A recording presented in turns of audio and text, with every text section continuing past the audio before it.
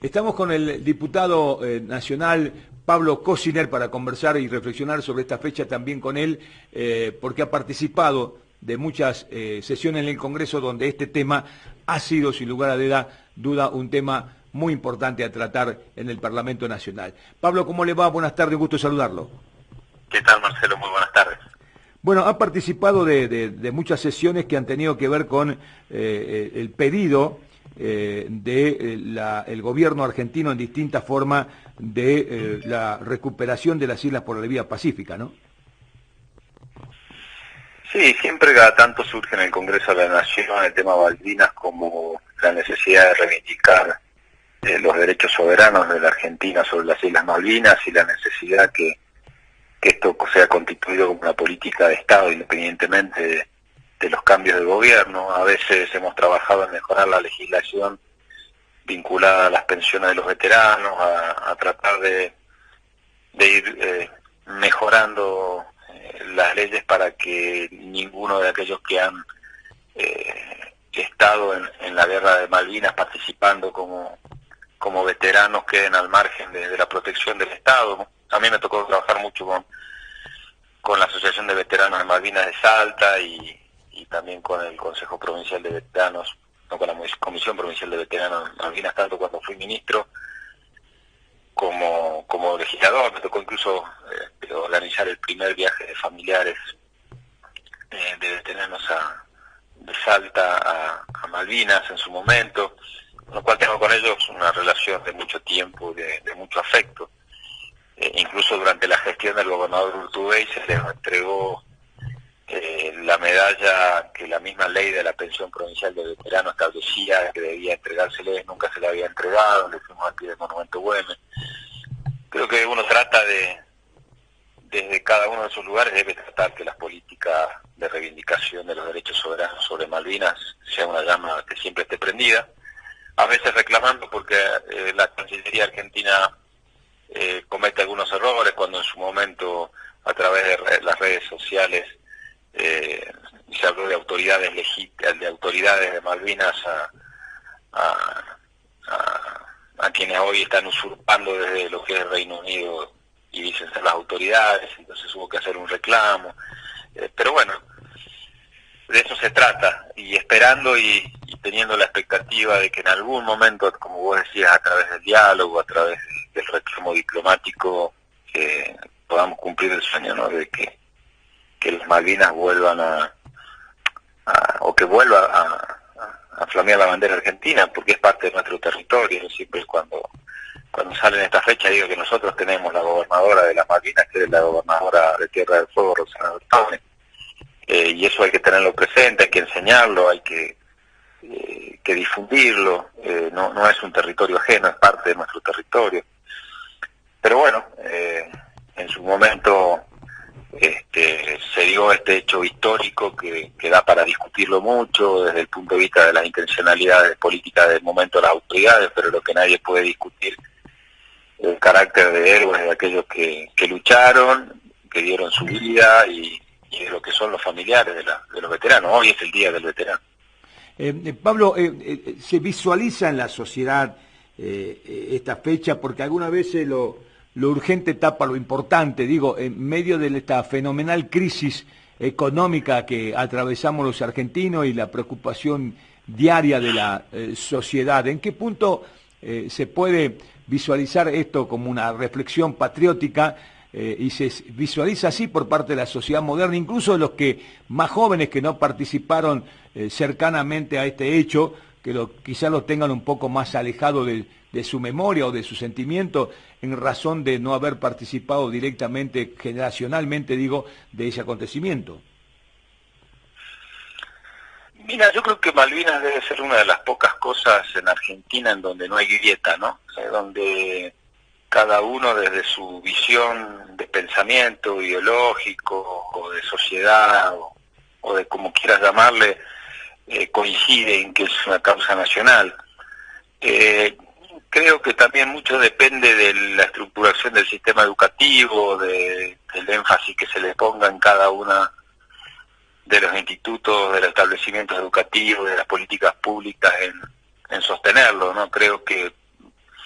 mientras más va pasando el tiempo desde ese 2 de abril de 1982, más esfuerzo hay que hacer desde ese lugar, ¿no? Desde lo educativo, porque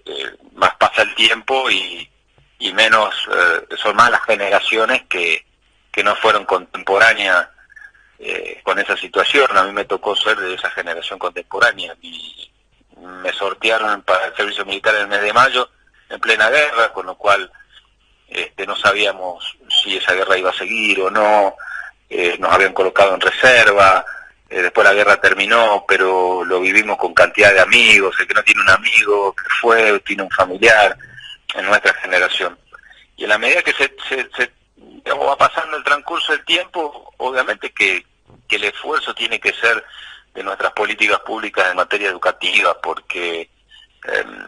creo que hay mucho para discutir del tema Malvinas, mucho para mostrar, mucha experiencia para mostrar, mucho para estudiarlo también con las nuevas generaciones, en qué contexto se dio, por qué se dio, por qué se planificó en su momento esa guerra, de quién formó parte, quién peleó de buena fe entregando todo, y quién decidió ir a esa guerra sabiendo que no lo había determinado como un hecho heroico, sino que tenía una intencionalidad política muy puntual. Entonces, creo que da mucho Malvinas para poder enseñar. Un día como hoy es para enseñar claramente ese valor heroico de aquellos que fueron a pelear. Algunos desde la profesionalidad, porque estaban preparados para ello, y una gran mayoría desde ser soldados que nunca se imaginaron que iban a estar frente a una guerra, algunos con muy pocos días de preparación. Entonces creo que hay que esforzar un poco más, creo, nuestra memoria, y bueno, es un tema que merece nosotros, que tenemos la responsabilidad de enseñarlo a las generaciones posteriores a Malvinas. Diputado, lo paso a otro tema porque también dentro de la institucionalidad es muy importante señalar la continuidad de la legislatura provincial, el Congreso de la Nación, la vida de la democracia y el significado de la libertad y la representación popular que se vive ahí. Ayer precisamente el gobernador de la provincia inauguró el 121 periodo ordinario de sesiones de la legislatura provincial, haciendo un balance de su gestión en relación a estos años de gobierno. ¿Cuál es la impresión que le dejó ese discurso?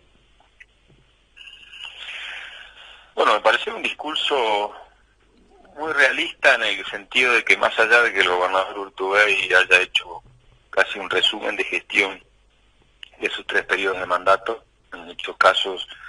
con un análisis comparativo de las altas del 2000, de fines del 2007 a las altas del 2019,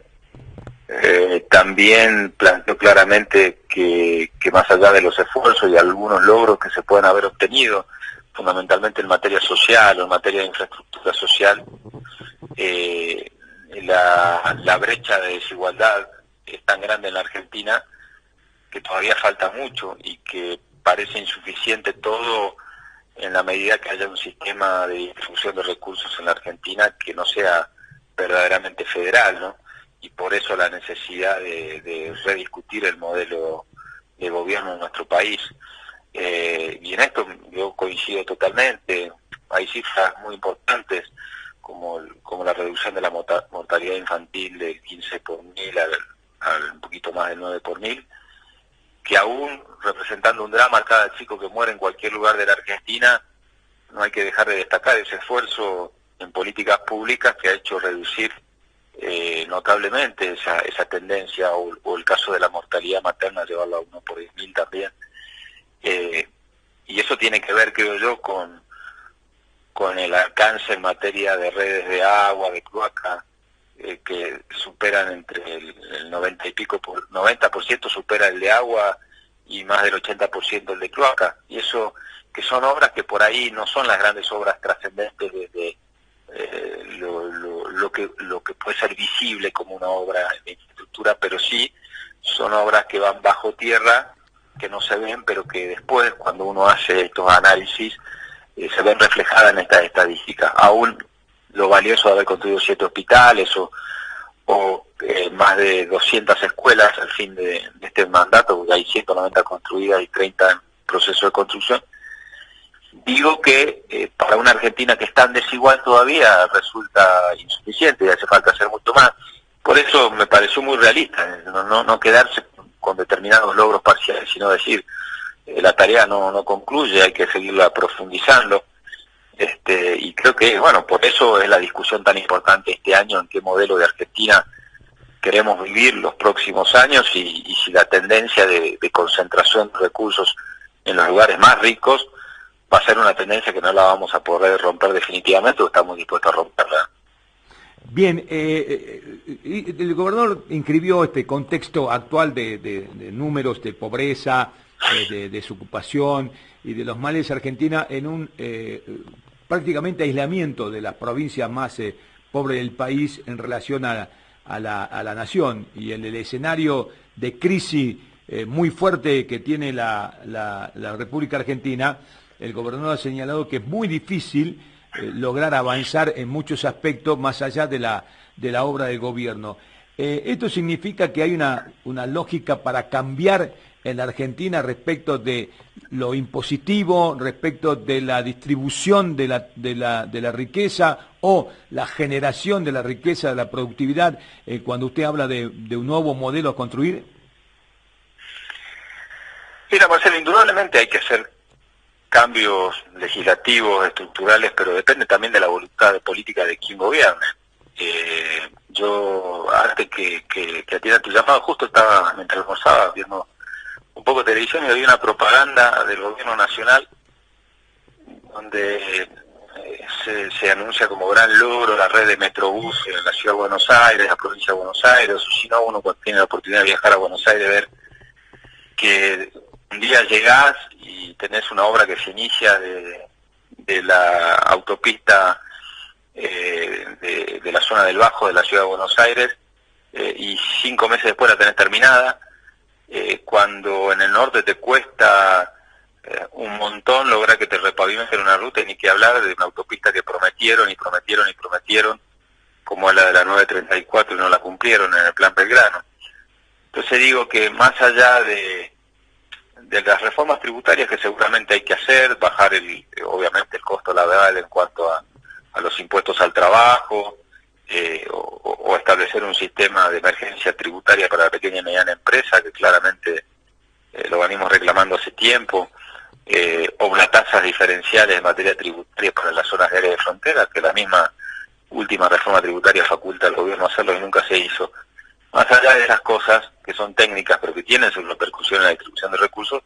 lo que hace falta es un gobierno con voluntad política de no dejarse llevar por la cantidad de votos que tiene en una provincia o una ciudad, y esté dispuesto a decir, bueno, ahora es tiempo de las zonas que por ahí tienen menos habitantes, menos votos, pero tienen más necesidades. Y yo no estoy hablando de Salta solamente, estoy hablando del NOA y del NEA. El NEA es una zona donde provincias enteras todavía no tienen gas. Y eso no va a cambiar hasta que haya un gobierno que esté dispuesto a pagar un costo político con las zonas más urbanas en favor de las zonas menos desarrolladas, como se hizo acá en su momento, cuando hubo que tomar decisiones, decir, bueno, por ahí no es tiempo, en su momento, en los primeros años de esta gestión, de tantas obras en la ciudad, es tiempo de hacerle la ruta que une o integra a la gente a Santa Victoria, o los 7 hospitales en el interior, luego se hizo el Hospital Papa Francisco acá, o un montón de obras y las escuelas primarias y secundarias en el interior, también se han hecho acá después, pero son decisiones políticas que tenés que tomar, que por ahí no juegan tan a favor en relación a las cosas que hace un gobierno y los votos que puede obtener en los lugares donde hay más población, pero son necesidades. Eso es lo que falta, creo, en la Argentina, algún gobierno que esté dispuesto a tomar esas decisiones y no llevarse solamente por decidir una obra por la cantidad de votos. La obra del Bajo, de la autopista del Bajo de la Ciudad de Buenos Aires, es para que lo que demoraban 45 minutos cruzar el sur de la Ciudad de Buenos Aires lo hagan en 7 minutos. O lo que es las vías elevadas del tren para evitar los pasos a nivel en la Ciudad de Buenos Aires, que la gente no demore tanto tiempo en cruzar una vía, cuando tenemos todavía el ferrocarril C14 reactivar. Esas son las discusiones de fondo que creo que son necesarias en el país. Está finalizando el mandato del gobernador. De todas formas, el primer mandatario salteño señaló que va a gobernar con la misma fuerza, entusiasmo, hasta el último día de su gobierno, que es el 10 de diciembre, pero no podemos dejar de lado que estamos ya iniciando un proceso electoral. Dentro de la fuerza que usted se encuentra, ¿cómo está esta situación de avanzar respecto de una construcción política local para reemplazar a Urtubey?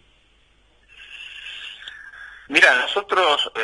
estuvimos trabajando en etapas. Yo estuve trabajando todo el año pasado y este año, obviamente, en lo que es la estructuración de Alternativa Federal, una fuerza política que surge originariamente del trabajo que hicimos los bloques Argentina Federal de diputados y senadores, en los cuales trabajamos con los gobernadores peronistas, luego profundizamos el diálogo con Sergio Massa,